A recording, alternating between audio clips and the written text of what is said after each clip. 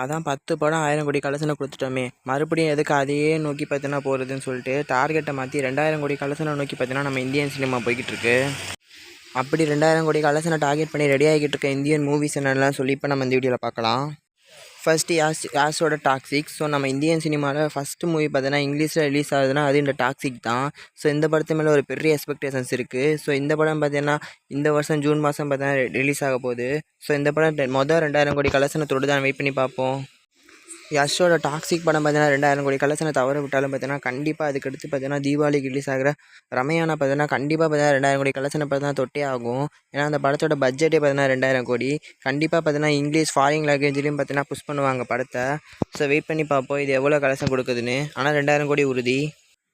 Next 2027 release ஆக போகிற அட்லி அப்புறம் அல்லு அர்ஜுனோட காம்போ ரெடி ஆகிக்கிட்டு இருக்கா ராக்கா. ஸோ இந்த படத்து மேலேயும் ஒரு செமையான ஒரு எக்ஸ்பெக்டேஷன்ஸ் இருக்குது. ஸோ இந்த படத்தையும் பார்த்தீங்கன்னா அவங்க இங்கிலீஷ் லாங்குவேஜ்னு பார்த்தீங்கன்னா மோஸ்ட்லி ரிலீஸ் பண்ணி 2000 கோடிக்காக பார்த்தீங்கன்னா டார்கெட் பண்ணுவாங்க. ஸோ நீங்கள் சொல்லுங்கள் அந்த படம் 2000 கோடியாக கலெக்ஷன் கொடுக்க ஒருத்தான படமானு.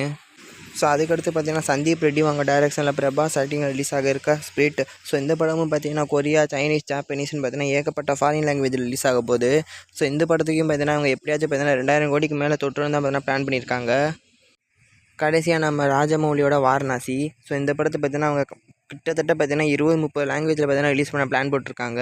ஸோ இந்த படத்தை கண்டிப்பாக பார்த்தீங்கன்னா குளோபல் லெவலில் பார்த்தீங்கன்னா ப்ரொமோட் பண்ணி பார்த்தீங்கன்னா கொண்டு போவாங்க. ஸோ இந்த படத்துக்கும் மோஸ்ட்லி பார்த்தீங்கன்னா 2000 கோடியெல்லாம் ஈஸியாகவே பார்த்தீங்கன்னா டச் பண்ணிவிடும். ஃப்ரெண்ட்ஸ் இந்த படங்களெல்லாம் எந்தெந்த படம்லாம் பார்த்தீங்கன்னா 2000 கோடி கலெக்ஷனை கொடுக்க சான்ஸ் இருக்குன்னு நீங்கள் நினைக்கிறீங்கன்னு சொல்லுங்கள். இல்லைன்னா பார்த்தீங்கன்னா இப்போ தேட்டர்ஸில் ஆகிட்டு இருக்க துரந்தரே பார்த்தீங்கன்னா 2000 கோடி கலெக்ஷன் கொடுக்க சான்ஸ் இருக்கான்னு கமெண்ட்டில் சொல்லுங்கள்.